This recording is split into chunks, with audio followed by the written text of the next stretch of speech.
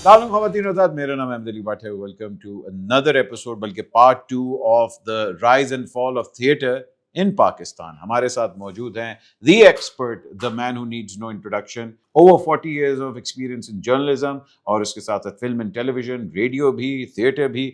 Tahir server Mir साहब हमारे साथ मौजूद हैं। उसके साथ हमारे पाकिस्तान की थिएटर के एक प्रोड्यूसर, सर आपका नाम क्या था? इसाक वड्डा भाई। ਸਾਕ ਵੱਡਾ ਭਾਈ ਨਿਦਾ ਚੌਧਰੀ ਦਾ भाई ਤੁਸੀਂ कह रहे हो तजिया करने हो तो कॉमेडियन निकल आए जे। एंड हमारे मेकअप आर्टिस्ट थिएटर के जिन्होंने मोर देन 4000 लोगों का गेटअप किया हुआ है। आपका नाम मैं भूल गया। सारी दुनिया को याद है बट साहब आप पता नहीं क्यों भूल जाते हैं। ਸਾਰੇ ਮੇਕਅਪ ਆਰਟਿਸਟ ਦਾ ਬੇਟਾ ਹੈ ਜਿਹਨੇ ਸ਼ਮਸ਼ਾਦ ਬੇਗਮ ਦਾ ਮੇਕਅਪ ਕੀਤਾ ਸੀ। My name Shaky. Shaky is in the house. Okay sir, बात करते हैं सबसे पहले तो अमानुल्लाह साहब, सुहेल अहमद क्या साहब। बात। इन लोगों ने थिएटर क्यों छोड़ा? ये इतने बड़े बड़े नाम जो कि थिएटर के वजह से सामने आए, सब ने अपने करियर के किसी पॉइंट पे आके थिएटर को छोड़ दिया। ये चीज़ जो है ये ग्रेजुअली ये वाक़या हुई है भट्ट साहब। तो यहाँ अमानुल्लाह साहब का अरूज भी था, और जैसे अल्लामा इकबाल कहते हैं कि सबात एक तगैर को है ज़माने में, तो यहाँ फिल्म दी थिएटर होता था। जी जी। और हमने स्क्रिप्ट देखे हैं और उसमें कि जी ये लड़की बोलेगी, ये वो बोलेगा, शबीर बोलेगा, ये करेगा, फिर अमानुल्लाह आता है और जुगतें करता है। ये स्क्रिप्ट में लिखा होता था। अच्छा, कोई मतलब उसकी मतलब लाइंस नहीं होती थी, वो होता था एक्स टेम्पो। लाइंस नहीं होती थी। आज जब मैं अपने फेवरेट मनव्वर ज़रीफ साहब का काम देखता हूँ फिल्म में, तो मुझे ये एहसास होता है कि इनको भी अच्छा स्क्रिप्ट नहीं दिया गया था। कुछ फिल्मों में अच्छा मिला होगा, शरीफ बदमाश, ये वो फलां फलां फलां, तो उसमें उन्होंने अच्छा काम किया। देखें, दिलीप कुमार हो, मालन ब्रांडो हो, अहमद अली भट्ट हो, या सुहेल अहमद हो, या वाजिद खान हो, ठीक है, ये आपको एक कहानी, एक ट्रैक, एक ड्रामा, एक कॉन्फ्लिक्ट बनाना पड़ता है। जी जी। ये स्टैंड अप कॉमेडी में तो हो सकता है अपने पास से बातें करें, ये वो फलां फलां फलां फलां। आप उस स्टैंड अप कॉमेडी को ड्रामे में इंसर्ट करके आधी सदी के लिए ड्रामा नहीं कर सकते। बिल्कुल। आपको वो ड्रामा लिखना ही पड़ेगा, आपको उसके ठैये, उसकी सिचुएशन, उसका कॉन्फ्लिक्ट बनाना पड़ेगा। फिर अमानुल्लाह साहब अपना रंग दिखाएंगे। जैसे अमानुल्लाह साहब के आखिरी 15 या 20 साल सुहेल अहमद साहब ने जो ड्रामे लिखे हैं, उसमें पट्टी का कैरेक्टर देखें, क्या डबल सवारी देखें, और दूसरे जिन ड्रामों में जो उन्होंने मेहनत करके आपका वो मॉडस ऑपरेंडी, वो जिसमें प्रैक्टिस, जिसमें रिहर्सल, जिसमें सारा दिमाग बैठना, ये वो ड्रामा। मतलब एक चीज का स्ट्रक्चर होता है, जिस तरह कहानी का स्ट्रक्चर होता है, एक एंड होता है, एक मिडल होता है और एक स्टार्टिंग होती है। उस 3 एक्ट का ड्रामा होता था ना पहले। जी जी बिल्कुल। एक्टर सीना बोलो तो आधा आगे भी काम। अगर आप पैर नीचे करें, हम लोग टेलीविजन का नहीं शो कर रहे, ये यूट्यूब पे जाता है, लोग देखते हैं, आप बड़ी कंफर्टेबल हो गए। पैसा ही है, रोज शामी 5-7 लाख का शो लगता है। मैं ਤੁਹਾਡੇ ਵਰਗੇ ਬੰਦਿਆਂ ਨੂੰ ਤੇ ਸ਼ੋਆਂ ਨੂੰ ਕੀ ਸਮਝਣਾ। पैर चुकने वाला काम इत्थे भी कर रहे हैं। अच्छा, मुझे बताया, सुहेल अहमद साहब से मेरी बात हुई थी, उनसे उन्होंने कहा था कि यार मैंने इस थिएटर को बड़ा कुछ दिया और इस थिएटर ने मेरा दिल बड़ा तोड़ा, इसलिए मैंने थिएटर में काम ही करना छोड़ दिया, जहाँ मुझे पता लगा कि अच्छा यार हूँ कम हाथों बाहर निकल गया। तो वाकई आपको लगता है कि काम हाथ से बाहर निकल गया होगा? हाँ, देखें, मैं उस वक्त भी जर्नलिस्ट था और प्रैक्टिस कर रहा था, और जब ये सुहेल साहब का दिल टूटा है और ये इस तरफ आए हैं, वो वही चेंजेस, तब्दीली आती हैं।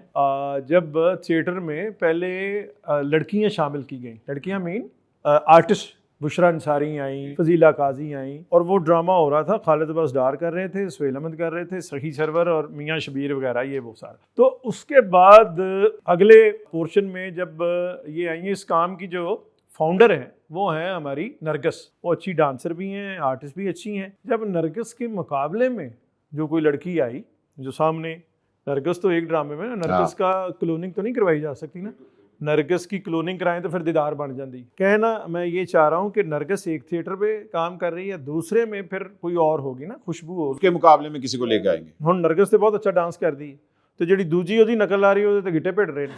तो उसका मुकाबला करने में ये फिर जो वो लगी है ना, लागतबाजी, कॉन्फ्लिक्ट बना है, और कारोबारी एक मुआसराना चश्मक कि अगर वो ये करी तो मैं इससे भी बढ़ के कर। तो उसमें अगर उन्होंने ये किया है अनैसन भट्टी का या शाजिया मंजूर का गाना किया है, तो मैं फिर वो कर लांगी कि कुंडी ना खड़का, राजा सीधा अंदर आ। तो मतलब ये प्राइवेट सेक्टर में जब थिएटर गया है ना, दुनिया में जहाँ भी होता है ना, स्टेट इसकी सरपरस्ती कर रही होती है या इसको मॉनिटर कर रही होती है। तो जो मॉनिटर नहीं करना, एने करना है, प्रोड्यूसर ने करना है या सखी सरवर साहब ने करना है, तो फिर जब कभी शुएब हाशमी करता था, शुएब हाशमी के करने में और सखी सरवर के करने में फ़र्क है ना सर। बिल्कुल है। तो फिर यही हुआ है, ये इसकी इब्तिदा है। मोइन अख्तर साहब की बात करें, अल्लाह जन्नत नसीब करे, उमर शरीफ साहब की बात करें, या आप ज़िया मोहिउद्दीन साहब की बात करें, ये थिएटर जो होता था इंटरनेशनली एक्लेम्ड होता था कि लोग आके देखते थे, लोग आके सुनते थे, रिहर्सल्स होती थी और इसके ऊपर प्रोडक्शंस होती थी। आपको लगता है कि इस थिएटर का फ्यूचर पाकिस्तान के अंदर अब एग्जिस्ट करता है, या वो ऑडियंस एग्जिस्ट करती है? ऑडियंस की मैं बात नहीं करता, ऑडियंस तो क्रिएट की जा सकती है, लेकिन ये बड़ी ही यूटोपियन और रोमांटिक आप बात कर रहे हैं कि वक्त जो आगे गुजर जाता है उसको फिर रिवर्स करना जो है होता तो मुश्किल है। हाँ। लेकिन मेरा ख्याल ये है कि ये अगर लाहौर में आपके ये जो सरकारी थिएटर हैं इनमें अच्छा थिएटर हो, रिहर्सल के साथ, कास्टिंग के साथ अच्छा ड्रामा पेश किया जाए, तो मैं नहीं समझता कि 3 करोड़ की आबादी में जो है ये एक में 500 है, एक में 755 सीटें हैं, ये ना भर सके। हमारे स्टेट ने आज तक थिएटर एकेडमी नहीं बनाई। अलहमरा ने एक टाइम पे शुरू किया था कि एक्टिंग एकेडमी और इस तरह की चीज़ें, अलहमरा खाली पड़ा होता है। मुझे बताएं, इसमें स्टेट का तो कसूर आ रहा है, हमें नज़र आ रहा है कि जी उनकी प्रायोरिटी नहीं है, लेकिन as an artist Sohail Ahmad साहब हो गए और इतने इतने बड़े लोग हैं जो कि थिएटर से आए हैं, उनकी भी थोड़ी बहुत तो रिस्पॉन्सिबिलिटी बनती है कि यार थिएटर को हम रिवाइव करें। ਤੁਸੀਂ ਹੁਣ ਮੌਜੂਦਾ ਸੁਪਰਸਟਾਰ ਦੇਖੋ, ਜ਼ਫਰੀ ਖਾਨ ਸੁਪਰਸਟਾਰ ਹੈ, ਨਾਸਰ ਚਨਿਓਟੀ ਸੁਪਰਸਟਾਰ ਹੈ, ਇਫਤਖਾਰ ਠਾਕਰ ਹਿੱਟ ਹੈ, ਨਸੀਮ ਵਿੱਕੀ ਹਿੱਟ ਹੈ। ਇਹਨਾਂ ਸਾਰਿਆਂ ਦਾ ਹੱਕ ਬਣਦਾ ਸੀ ਕਿ ਇਹਨਾਂ ਦਾ ਆਪਣਾ ਆਪਣਾ ਥੀਏਟਰ ਹੋਵੇ। ये तो टेलीविजन पे चले गए हैं सारे। ਟੈਲੀਵਿਜ਼ਨ ਤੇ ਜਾ ਕੇ ਥੀਏਟਰ ਭੁੱਲ ਗਏ ਨੇ, ਹਾਂ, ਜਾਂ ਭੁੱਲ ਥੀਏਟਰ ਗਏ। ਦੰਗਲ ਪੈ ਜਾਂਦੇ ਇਹਨਾਂ ਨੂੰ ਆ ਕੇ। रोज रात में करते जे। ओहो भाई, अगर रोज करते हैं तो मगर वो वाला थिएटर तो नहीं हो रहा ना, ये तो एंट्री वाला थिएटर हो रहा मैं ये कह रहा हूँ कि इन सब का हक बनता था कि इनके जाती अपने अपने थिएटर होते, है। हाँ। ये यहाँ पे फैमिली ओरिएंटेड कंटेंट होता, लोग देखने आते, इनके नाम की टिकट बिकती। क्या देखने आए लोग? इन लोगों ने ड्रामा उड़ा के सिर्फ डांस को प्रमोट किया हुआ है बस। एक अलहदा थिएटर होना चाहिए, उमर आदल का बेटा खंबा नोचे। ਅੱਜ ਕੱਲ ਦੇ 10 ਸੁਪਰਸਟਾਰ ਤੁਸੀਂ ਇੱਕ ਡਰਾਮੇ 'ਚ ਪਾਓ ਤੇ ਪਬਲਿਕ ਆਂਦੀ ਹੈ, ਤੇ ਇਹੋ ਹੀ 5 ਕੁੜੀਆਂ ਪਾ ਦਿਓ ਤੇ ਸ਼ੋਅ ਪੈਕੋ ਪੈਕ ਹੁੰਦਾ ਜੀ। अच्छा नहीं, मैं जो बात कर रहा था, मैं कहता था कि आप हैं प्रोड्यूसर हैं, आप इतने पैसे कमा रहे हैं, आप थिएटर कोई एकेडमी क्यों नहीं बना रहे? ਗੱਲ ਹੈਗੀ ਪੈਸੇ ਵਟਣ ਦੀ, ਸਾਨੂੰ ਆ ਰਹੇ ਨੇ, ਅਸੀਂ ਅਕੈਡਮੀ नहीं बनानी। ये जो सारे हमारे जिन भी एक्टरों का जिक्र हो रहा है, जी जी। ये कहीं से सीखे नहीं हुए। ये वो चलता है जैसे होता है ना, बड़ा उस्ताद, फिर छोटा उस्ताद, फिर जूनियर उस्ताद, फिर उस तरह से है। ठीक है ना जी। ज़िया मोहिउद्दीन साहब ने कराची में जो अदारा बनाया है नैपा, वहाँ से आर्टिस्ट जो फारिग हुए हैं, एक आपके वो हैं यासर हुसैन, एक मोहसिन अब्बास हैदर हैं, नहीं बड़े लोग वहाँ पढ़ने गए हैं, जैन अहमद भी वहाँ पढ़ाते गौर रशीद भी। ठीक है ना जी। यार ਜਿਹੜਾ ਤੇ ਨੈਪਾ ਜੋ ਪੜੇਗਾ ਨਾ, ਉਹ ਤੇ ਨੈਪਾ ਤੋਲਾ ਕੰਮ ਕਰੇਗਾ। इसको अगर इनलार्ज करके देखें ना कि दिलीप कुमार साहब क्वालिफाइड नहीं थे, हाँ। लेकिन ब्लेस्ड थे, फिर उन्होंने सीखा। उसके बाद नसीरुद्दीन शाह, ओमपुरी, फलां फलां फलां फलां फलां। तो ये जो आपने अभी कहा ना, पिछले शायद एपिसोड में कहा कि अदारे होने चाहिए, जी जी। वो उनकी ज़रूरत है, उनकी सरपरस्ती की जाए, लोगों को सिखाया जाए। यहाँ जो साजन अब्बास है, मैंने उसका अच्छा काम भी देखा हुआ, और वो गंदगी का भी अनिल कपूर है ना, उसमें पोटेंशियल है अच्छा काम करने का, वो अपनी वो बत्ती ऑन रखे। उसे ज़रूरत नहीं है कि तेरी शक्ल उस चीज़ ना रल दी है ना, उसको वो टेम्पो अपना यही रखे, उसमें अच्छी अच्छी बातें करे। अच्छा ताहिर साहब, आपने बड़े बड़े गवर्नमेंट लेवल पे भी लोगों के साथ काम किया है, कौन सी हुकूमत ने वाकई थिएटर के लिए कुछ किया? किसी हुकूमत ने नहीं किया। सिर्फ मुझे ये लगता है, मुझे याद पड़ता है कि नवाज शरीफ जब चीफ मिनिस्टर थे और शहबाज शरीफ जब चीफ मिनिस्टर थे, थिएटर इत्तफाक से अमानुल्लाह भी आतिश जवान थे, अलबेला भी सेहतमंद थे, खालिद अब्बास डार भी बुजुर्ग नहीं हुए थे, और उनकी सेकंड जो लीड थी उसमें बब्बू बराल, सुहेल अहमद, जवाद वसीम, वो काम कर रहे थे, उनकी तवज्जो थी। जब देखें हुक्मरान जो है ना, हुक्मरान जब थिएटर पे वेन्यू पे आ जाएगा तो वो तसीह हो जाएगी, क्योंकि उसे SHO भी आ जाएगा, उसे डिप्टी कमिश्नर भी आ जाएगा। एक दिन रीमा का सांस फूला हुआ और उन्होंने कहा जी मैं जा रही हूँ अवाने सदर में जा रही हूँ। मैं कि है खैर है कि जी मेरी फिल्म को, जो मोहम्मद राना के साथ फिल्म थी, वो अवाने सदर में देखेंगे कौन? परवेज़ मुशर्रफ। तो मैंने कहा उनको मुशर्रफ साहब को कहें सिनेमा पे आके देखें, वेन्यू पे आए। जुल्फ़कार अली भुट्टो जब सिनेमा देखते थे वेन्यू पे आते थे। मोहतरमा फातिमा जिना आदि फाउंडर थी वो पाकिस्तान की, वो चिराग जलता रहेगी प्रीमियर में आई थी कराची में। तो जब हुक्मरान जाता है, वजीर आज़म लोगों का इलेक्टेड बंदा, वो जाता है वेन्यू पे, तब उस वेन्यू की तरफ तवज्जो होती। बिल्कुल बिल्कुल, लोग कहते हैं कि हाँ यार इस इदारे को अब जाके आप करें। तो बट साहब मैंने सिर्फ ये देखा है नवाज शरीफ और इनके दौर में वो 7 हो गया, या इनकी दिलचस्पी थी। तो पता है नवाज शरीफ ने जुगता करने का भी बड़ा शौक है। क्या बात। अमानुल्लाह साहब ने मुझे कहा, उनके बाल होते थे ना खुले, तो ये नवाज शरीफ साहब ने उन्हें कहा था कि तौबा ਜਿਵੇਂ ਕੋਟੇ ਦੀ ਡੈਣ ਹੁੰਦੀ ਹੈ। तो जब उन्हें हाय हाय उन्होंने किया अमानुल्ला साहब ने, ओके ओके ਤੁਸੀਂ ਕੋਟੇ ਦੀ ਚੜੇਲ ਹੁੰਦੀ ਹੈ। ਤੁਸੀਂ ਚੜੇਲ ਵੇਖੋ ਤੇ ਚੜੇਲ ਦੀ ਤਾਰ ਵੇਖੋ। जरा थिएटरों की कंडीशन के ऊपर बात करते हैं। हमारे पास अलहमरा के अलावा जो कि स्टैंडर्ड थिएटर का होता है, आप लोग शादी हॉलों में ज़्यादा थिएटर परफॉर्म कर रहे होते हैं? ਨਹੀਂ ਜੀ ਨਹੀਂ, ਜਿਹੜੇ ਸਨ ਨਾ ਪੁਰਾਣੇ ਸਿਨੇਮੇ, ਅਸੀਂ ਉਹਨਾਂ ਦੇ ਐਨਓਸੀ ਚੇਂਜ ਕਰਵਾ ਕੇ ਉਹਨਾਂ ਨੂੰ ਥੀਏਟਰ ਬਣਵਾ ਲਿਆ। ਇਹ ਹੁਣ ਇੱਕ ਨਵਾਂ ਥੀਏਟਰ ਲਾਂਚ ਹੋ ਰਿਹਾ ਜੇ, ਮਹਿਫਲ ਥੀਏਟਰ ਦੇਖਿਆ ਨਾ, ਉਹਦੇ ਬਿਲਕੁਲ ਸਾਹਮਣੇ 2 ਸਿਨੇਮੇ ਸਨ, ਸ਼ਬਸਤਾਨ ਤੇ ਪ੍ਰਿੰਸ ਵੀ ਥੀਏਟਰ ਬਣ ਗਿਆ ਜੇ, ਤੁਹਾਡਾ ਭਰਾ ਬਣਾ ਰਿਹਾ। ਉੱਥੇ ਵੀ 5 ਗਾਣੇ 5 ਮੁੰਡੇ, बेहतरीन ड्रामा वेखना। और ये जब कन्वर्ट करता है, ये आप किसके पास जाते हैं जो आपको? ਮੁਤਲਕਾ ਇਦਾਰੇ ਨੇ ਜਿਹੜੇ ਇਦਾਰੇ ਚੇਂਜ ਨਹੀਂ, ਐਨਓਸੀ ਲੈ ਲਓ ਤੁਸੀਂ, ਆਰਟਸ ਕਾਉਂਸਲ ਦੇ ਕੁਝ ਇਦਾਰੇ ਨੇ ਜਾਂ ਹੋਮ ਡਿਪਾर्टमेंट है, होम सेक्रेटरी साहब दे देते हैं। नहीं, क्योंकि थिएटर के जो कंडीशन होती है वो एक अलग होती है, सिनेमा की तो अलग होती है, उसमें तो स्क्रीन लगी होती है, तो आप लोग उसको भी कन्वर्ट कर लेते हैं। इंटरनेशनली और दूसरे मुल्कों में कौमों में ये होता है कि थिएटर जब लोग देखने जाते हैं तो उसका ड्रेस अलहदा होता है। बिल्कुल क्या बात है जी। ਇੱਥੇ ਜਿਹੜਾ ਇਲਾਚਾ ਪਾ ਕੇ ਤੇ ਨਾਲ ਮਿਨਰਲ ਵਾਟਰ ਦੀ ਬੋਤਲ 'ਚ ਪਾ ਕੇ ਤੇ ਥੀਏਟਰ ਤੇ ਆ ਜਾਂਦਾ। ਉਹਨੇ ਬੜਕਾ ਲਾਣੀ ਹੈ, ਡਰਾਮੇ ਤੋਂ ਬਹੁਤ ਆਉ ਬੋਲ ਰਿਹਾ ਹੁੰਦਾ। ਕਈ ਵਾਰੀ ਫਨਕਾਰ ਉਹਨੂੰ ਜੁਗਤਾ ਕਰ ਰਹੇ ਹੁੰਦੇ, ਮਾਮਾ ਬਹਿ ਜਾ, ਤੈਨੂੰ ਘਰ ਸਾਲਣ ਨਹੀਂ ਮਿਲਦਾ, ਤੂੰ ਇੱਥੇ ਬੋਲੀ ਜਾ ਰਿਹਾ। लेकिन ये जो स्टेट और कानून है ना, इसको भट्ट साहब अगर ये सिनेमा की आबयारी करना चाहते हैं, सिनेमा की हिफाजत करना चाहते हैं, जी, तो सिनेमा का जो लाइसेंस है वो चेंज नहीं होना चाहिए। हाँ, ये कर दें with the passage of time, वहाँ प्रॉपर्टी की कीमत बड़ी हाई हो गई है, वहाँ वो बना लें, शॉपिंग सेंटर बना लें, लेकिन उस समय सिनेमा ज़रूर होना चाहिए, वो कैंसिल नहीं होना चाहिए। मेरा कहने का मतलब है कि सिनेमा को अलग तरफ रिवाइव करना चाहिए। ये नहीं कि जी जो पुराना सिनेमा या मजबूरी में आके किसी के पैसे देने तो जी कन्वर्ट करके मैंने उसको थिएटर बनवा और दिया। सब इसमें तो होना चाहिए, यही चाहिए प्रोड्यूसर साहब कि एक फ्लोर पे थिएटर हो जाए, एक पे सिनेमा बन जाए। ਲੇਕਿਨ ਅਸਲ ਪਤਾ ਕਿ ਅਸੀਂ ਲੋਕ ਬਲੈਕਮੇਲ ਕਰਦੇ ਹਾਂ ਸਿਨੇਮੇ ਵਾਲਿਆਂ ਨੂੰ ਜਾ ਕੇ, ਇਸ ਤਰ੍ਹਾਂ ਕਿ ਫਿਲਮ ਤੇ ਇਸ ਮੁਲਕ 'ਚ ਬਣ ਨਹੀਂ ਰਹੀ ਜਨਾਬ। ਸਾਲ ਪੂਰਾ ਤੁਹਾਡੇ ਕੋਲ ਕਿੱਥੇ ਵਿਹਲਾ ਪਿਆ ਰਹਿੰਦਾ ਸਿਨੇਮਾ, ਅਮਲੇ ਦੇ ਖਰਚੇ ਪੈ ਰਹੇ ਨੇ, ਤੁਹਾਨੂੰ ਮੁxtਲਿਫ ਅਖਰਾਜਾਤ ਪੈ ਰਹੇ, ਚੁੱਪ ਕਰਕੇ ਥੀਏਟਰ ਬਣਾਓ, रोजाना राती शो होएगा, तानू कुछ तो आएगा। वो तो इंडियन फिल्म खुलनी चाहिए, इंटरनेशनल फिल्म खुलनी चाहिए भट्ट साहब, तो उसमें सर जहां आपने इंडियन में भी बात की है, हमारे थिएटर का पूरा ढांचा लेके इंडिया ने उसको कॉपी किया और हमारे यहाँ से बहुत से कमेडियंस वहाँ भी गए, उन्होंने हेल्प की और अब उन्होंने ऐसा हमारे थिएटर का फॉर्मूला पकड़ा है कि इंटरनेशनली कपिल शर्मा शो आप देख लें और बहुत से शोज देख, पंजाबी फिल्में देख जो लो, पंजाबी आने, वो सारे का सारा आपसे वो लर्न करते हैं और अब वो उसको बड़ा अच्छा पैकेज करके they have mastered the art. तो क्या ये हमने अपने पैर पे कुल्हाड़ा मारा? ਅਸੀਂ ਆਪਣੇ ਪੈਰਾਂ ਤੇ ਕੁਲਾੜਾ ਨਹੀਂ ਮਾਰਿਆ, ਕੁਲਾੜਾ ਪਿਆ ਸੀ, ਅਸੀਂ ਪੈਰ ਜਾਣ ਕੇ ਵਿੱਚ ਦੇ ਦਿੱਤੇ।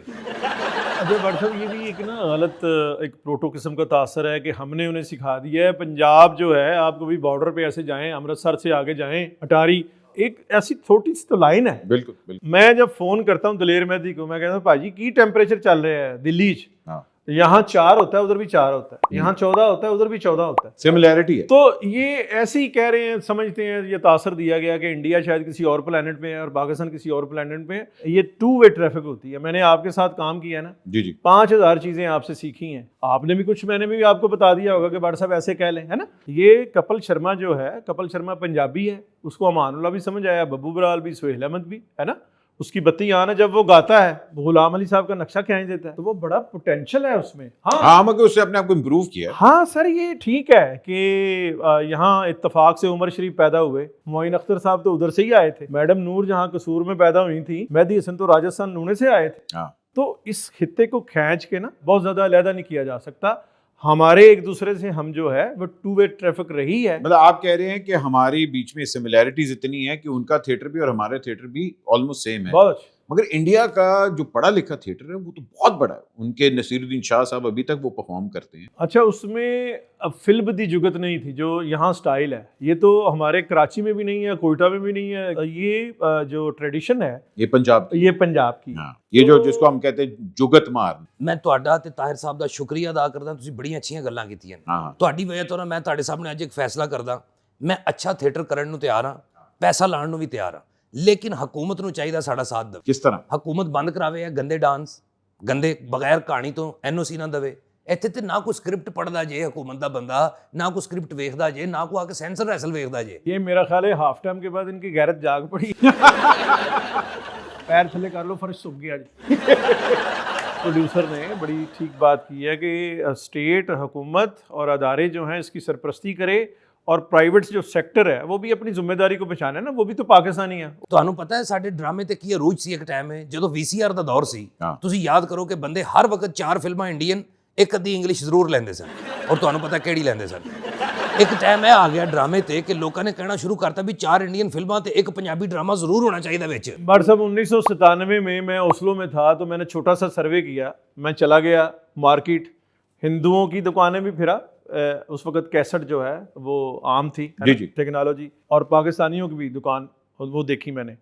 तो मैंने उन्हें पूछा, उन्हें कहा जी कि ये आपका जो ड्रामा है पाकिस्तान का, उमर शरीफ, मोइन अख्तर, सुहेल अहमद, बब्बू बराल, खालिद बसडार, जब ये रिलीज़ होता है तो इस वक्त इस तरफ दूसरी तरफ देखें कि अमिताभ बच्चन की फिल्म है या शाहरुख की फिल्म है, तो हम बैठ के पूल कर लेते हैं कि पहले ड्रामा लगाएं बेचें या बच्चन साहब की फिल्म बेचें। तो ये था इज इक्वल, यानी शाहरुख खान की फिल्म और पाकिस्तानी ड्रामा, क्या और वहां से ये नीचे आया है। नहीं जी, नीचे तो आ चुका हुआ है और इतना नीचे आ चुका है कि वाकई मुझे तो नहीं लगता कि अब प्रोड्यूसर नहीं नीचे आ रहा, प्रोड्यूसर तो ऊपर को ऊपर ही जाई जा रहा। पैसे सानू बच रहे हैं ना, बाकी तो सब हो रहे हैं। अच्छा मुझे बताएं, ये जो टिकटॉक अब बनना शुरू हो गया, यूट्यूब बनना शुरू हो गया, हर थिएटर एक्टर का अपना यूट्यूब भी है, हाँ जी। हर थिएटर एक्टर का अपना टिकटॉक भी है। प्रोड्यूसर मैंने ये भी सुना है कि कई दफा कहता है कि जी जो टिकटॉक मेरे थिएटर के ऊपर से बनेगा उसके अंदर मेरी वो कमीशन भी होगी। नहीं नहीं नहीं, किसी ने बकवास की ਤੁਹਾਡੇ ਨਾਲ। ਮੇਰੇ ਥੀਏਟਰ 'ਚ ਪਿੱਛੇ ਚਾਰਟ ਲੱਗਾ ਹੈ ਕਿ ਡਾਂਸ ਪਰਫਾਰਮੈਂਸ ਦਿੰਦੇ ਹੋਇਆ ਅਗਰ ਕੁੜੀ ਤੇ ਕੋਈ ਪੈਸੇ ਹੁੰਦੇ ਨੇ ਉਹਦੇ 'ਚ ਅੱਧੇ ਮੇਰੇ ਹੋਣਗੇ। नहीं नहीं, वही तो हम कहना चाह रहे हैं कि आप टिकटॉक पे अपनी टिकटें भी सेल करते हैं। हाँ जी, कुड़ियाँ कर दी मैं नहीं जनाब। वो किसी ने प्यार ना हंस के कहना 6 टिकटा अगले ले लेंगे।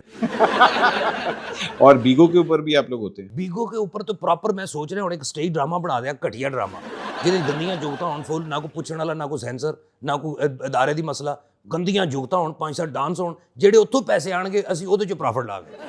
ऐसा ये तो देखें ना, सोशल मीडिया इतना एक्सपोज हो गया, लोगों को इतना कुछ दिखा रहा है, इतनी ज़्यादा इन्फॉर्मेशन दे रहा है जिसकी ज़रूरत है भी नहीं, और कहाँ कहाँ आप कंट्रोल करेंगे उस चीज़ को? ये भट्ट साहब आपकी बात ठीक है, ट्रांसफॉर्मेशन के उस मरहले में हैं हम। ये चीज़ें जो हैं वो सीखनी भी हैं, हमें इनका सामना भी है, और इन्हें फ़ाइन ट्यून करना पड़ेगा इंडिविजुअली। और ये फायरवॉल जो ये ख़ास किस्म का कंटेंट या ख़ास किस्म की एक सियासी पार्टी जो लोगों में पॉपुलर है, ओदा जलसा ख़राब करने की बजाय हमें ये सोचना चाहिए हमारे ज़िम्मेदारान को कि हम एक बहसीत कौम जो है वो खड़ी हो जाए मुआशी तौर पे, अखलाकी तौर पे, सकाफ़ती तौर पे। और ये सामना सिर्फ आपको नहीं है, ये इंडिया को भी सामना है, ये यूरोप को भी सामना है, ये अमेरिका को भी सामना है। ये तो इजाद ही अभी की है ना, ये कुछ 100 साल पुरानी तो बात ही नहीं है। थोड़ा सा आवाम के सवाल भी सुन लेते हैं कि पाकिस्तानी थिएटर के बारे में उनके क्या तासुरात हैं। ਜੀ ਅਸਲਾਮ ਵਾਲੇਕੁਮ ਭੱਟ ਸਾਹਿਬ, ਤੁਸੀਂ ਐ ਖਾਂਦੇ ਪੀਂਦੇ ਘਰ ਦਾ ਮਸਤ ਹੁੰਦਾ। ਅੱਜ ਅਸੀਂ ਆਵਾਮ 'ਚ ਲੈ ਕੇ ਆਏ ਆ ਸਵਾਲ ਕਿ ਥੀਏਟਰ, ਪੁਰਾਣੇ ਥੀਏਟਰ 'ਚ ਤੇ ਮੌਜੂਦਾ ਥੀਏਟਰ ਦੇ ਵਿੱਚ ਕੀ ਫਰਕ ਹੈ। ਜੀ ਅਸਲਾਮ ਵਾਲੇਕੁਮ ਸਰ। ਵਾਲੇਕੁਮ ਸਲਾਮ। ਕੀ ਨਾਮ ਹੈ ਆਪਣਾ? ਫਿਜ਼ਾਨ। ਕੀ ਫਰਕ ਦੇਖਦੇ ਹੋ ਥੀਏਟਰ ਦੇ ਵਿੱਚ? ਪੁਰਾਣੇ ਸਟੇਜ ਡਰਾਮੇ ਠੀਕ ਸੀ ਜਾਂ ਹੁਣ ਦੇ? ਪੁਰਾਣੇ ਸਟੇਜ ਡਰਾਮੇ ਜਿਹੜੇ ਹੁੰਦੇ ਸੀ ਨਾ ਉਹ ਥੋੜੇ ਹੋਰ ਟਾਈਪ ਦੇ, ਯਾਨੀ ਸਬਕ ਅਮੋਜ਼ ਹੁੰਦੇ ਸੀ। ਅੱਛਾ। ਹੁਣ ਜਿਹੜੇ ਨੇ ਉਹ ਜ਼ਰਾ ਗਲਤ ਟਾਈਪ ਦੇ ਨੇ। ਜੀ ਅਸਲਾਮ ਵਾਲੇਕੁਮ। ਵਾਲੇਕੁਮ ਭਾਈ ਸਾਹਿਬ ਕੀ ਨਾਮ ਹੈ ਆਪਣਾ? ਬਾਬਾ ਮਨਵਰ ਜੀ। ਬਾਬਾ ਮਨਵਰਦੀਨ। ਮੈਂ ਤੁਹਾਡੇ ਕੋਲ ਛੋਟਾ ਜਿਹਾ ਸਵਾਲ ਲੈ ਕੇ ਹਾਜ਼ਰ ਹੋਇਆ ਕਿ ਤੁਸੀਂ ਪੁਰਾਣੇ ਸਟੇਜ ਡਰਾਮੇ ਵੀ ਦੇਖਦੇ ਸੋ, ਅਮਾਨੁੱਲਾ ਸਾਹਿਬ, ਮਸਤਾਨਾ ਸਾਹਿਬ, ਸਹੇਲ ਅਹਿਮਦ ਸਾਹਿਬ, ਤੇ ਹੁਣ ਦਾ ਸਟੇਜ ਡਰਾਮਾ ਵੀ ਤੁਸੀਂ ਵੇਖਦੇ ਹੋ। ਕਦੀ ਵੇਖਿਆ ਸਟੇਜ ਡਰਾਮਾ? ਨਹੀਂ ਮੈਂ ਕਦੀ ਗਿਆ ਨਹੀਂ ਉਧਰ ਜੀ। ਕਿਉਂ ਉਧਰ ਕਿਉਂ ਨਹੀਂ ਗਏ? ਰਕਸ਼ਾ ਨਹੀਂ ਜਾਂਦਾ ਉਧਰ? ਗੱਲ ਇਹ ਗੁਨਾਹ ਹੁੰਦਾ ਵੇਖਣਾ। ਇਹ ਤੁਹਾਨੂੰ ਕਿੰਨੇ ਕਹਿਤਾ ਵੇਖਣਾ ਗੁਨਾਹ ਹੁੰਦਾ? ਬੜਾ ਵੱਡਾ ਗੁਨਾਹ ਜੀ ਹੈ। ਅੱਛਾ ਜੀ। ਜੀ ਅਸਲਾਮ ਵਾਲੇਕੁਮ। जी वालेकुम सलाम जी। ਸਰ ਕੀ ਨਾਮ ਹੈ ਤੁਹਾਡਾ? मेरा नाम जी इफ्तिखार जे। ਏਡਾ ਉੱਚਾ ਇਫਤਖਾਰ, ਲਾਊਡ ਬੋਲ ਰਿਹਾ ਏਡਾ। यार एडा तू कन्ना च रू लई। ਵਾਹ ਜੀ ਵਾਹ, ਇਹਦੇ ਨਾਲ ਗੱਲ ਬਣੇਗੀ।